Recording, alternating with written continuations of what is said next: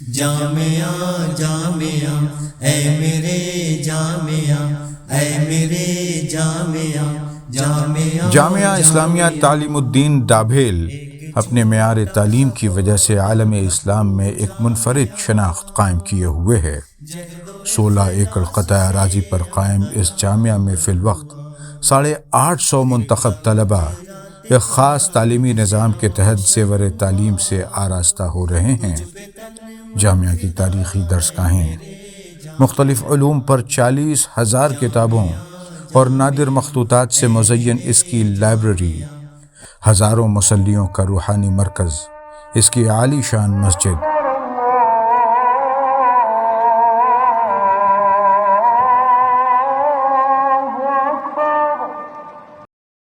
عالمی معیار سے مطابقت رکھتے اس کے ہاسٹلز، ہائیجین کا خاص خیال کر کے تینوں وقت کھانا تیار کرتا اس کا کچن اور وسیع ڈائننگ ہال، یہ ساری سہولیات جامعہ کے طلباء کو یکسو ہو کر صرف حصول تعلیم پر توجہ مرکوز کرنے میں اہم کردار ادا کرتی ہیں۔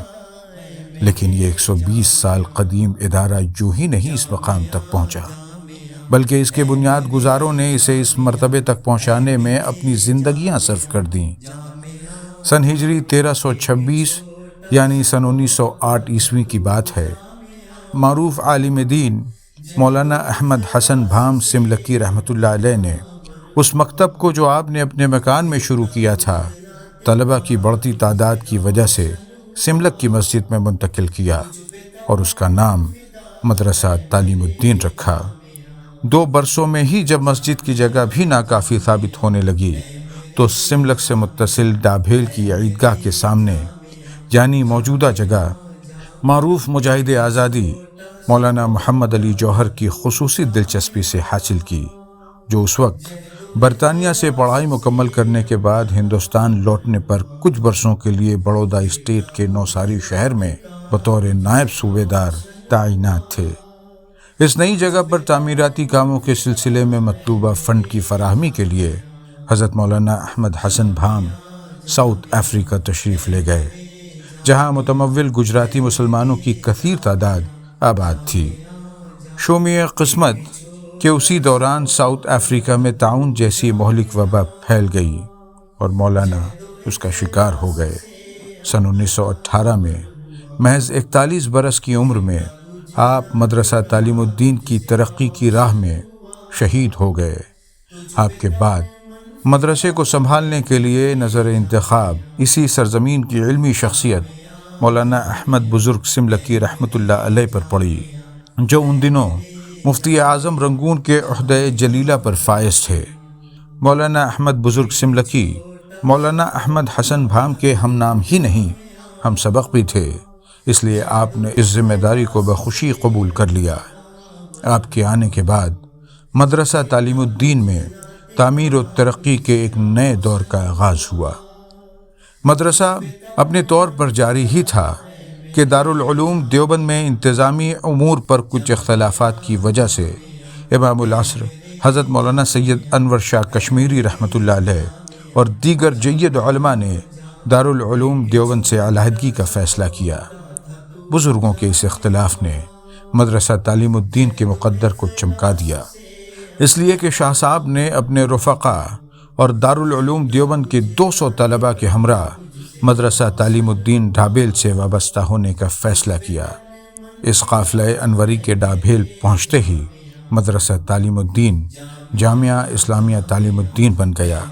ایک طرف جہاں اس قافلہ انوری کی قیادت مولانا سید محمد انور شاہ کشمیری فرما رہے تھے، وہیں مفسر قرآن حضرت علامہ شبیر احمد عثمانی، حضرت مولانا سید سراج احمد رشیدی، حضرت مولانا مفتی عتیق الرحمن عثمانی، حضرت مولانا سید بدر عالم میرچی، حضرت مولانا سید محمد ادریس سکھروڈوی، حضرت مولانا محمد حفظ الرحمن سیوہاروی، حضرت مولانا محمد یحییٰ تھانوی، حضرت مولانا سعید احمد اکبر آبادی، حضرت مولانا مفتی عزیز الرحمن عثمانی اور حضرت مولانا سید احمد رضا بجنوری رحمۃ اللہ علیہم اجمعین جیسی عبقری شخصیات بھی اس میں شامل تھیں۔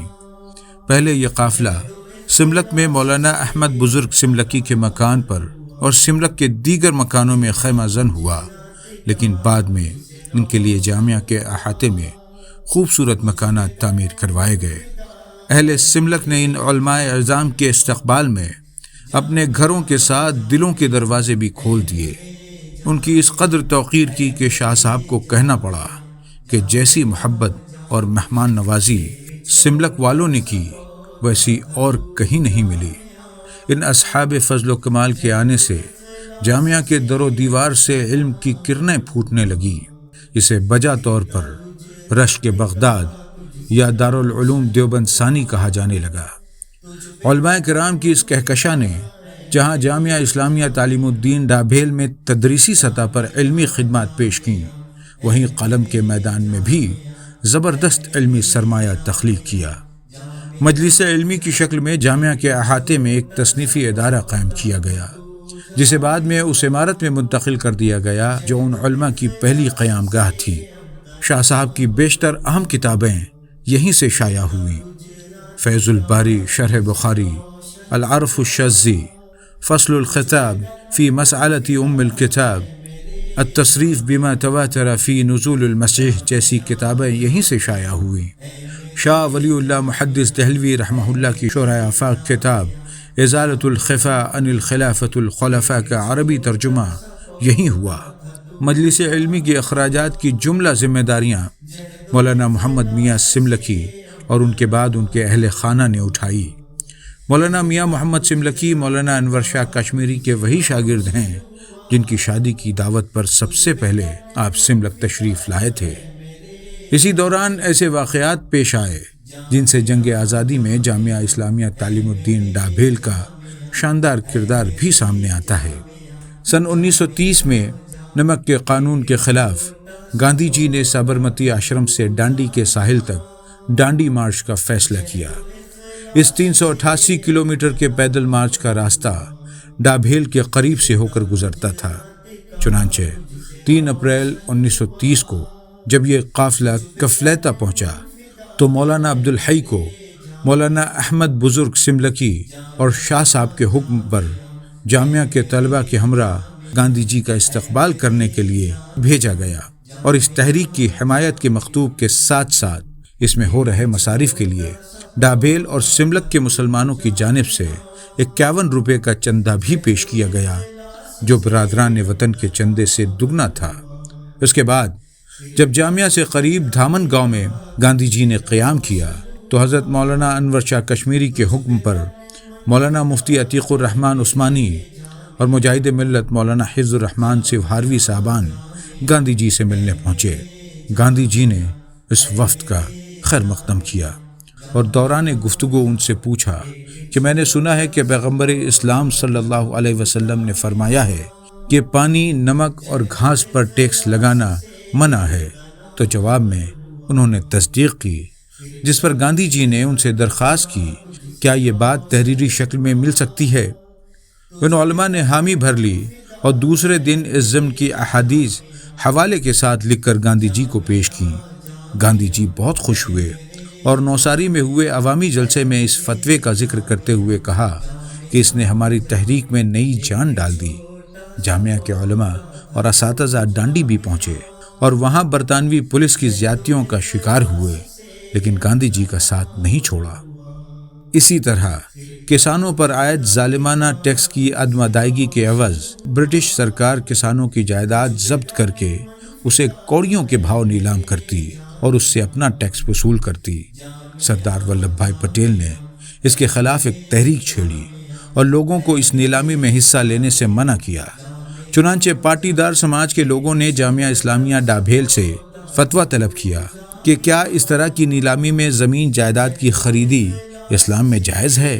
اس ضمن میں مولانا مفتی عتیق الرحمن عثمانی رحمہ اللہ نے انتہائی جرأت کے ساتھ فتویٰ صادر کیا کہ ایسا کرنا کسی مسلمان کے لیے شرعاً جائز نہیں۔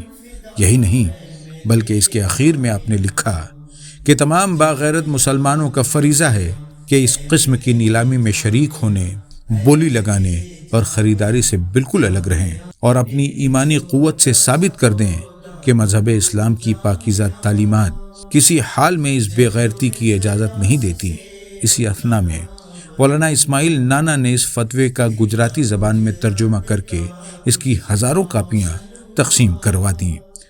اس سے فرنگی حکومت چراغ پا ہو گئی اور جس پریس سے یہ چھپا تھا اسے ضبط کر لیا۔ اس کام میں ملوث پائے گئے افراد کو جیل بھیج دیا۔ آج جامعہ اسلامیہ تعلیم الدین ڈابھیل اپنے اسی زرعی دور کے آغاز کو 100 سال مکمل ہونے پر ایک عظیم الشان جشن کا اہتمام کر رہا ہے، ایک ایسا یادگاری جلسہ جو نسل نو کے سامنے اس انوری قافلے کی ہمہ جہت خدمات کو وضاحت کے ساتھ پیش کر سکے تاکہ وہ اس انوری دور کی تابانی سے اپنے مستقبل کی راہیں منور کر سکیں۔ جزاک اللہ خیرا کثیرا۔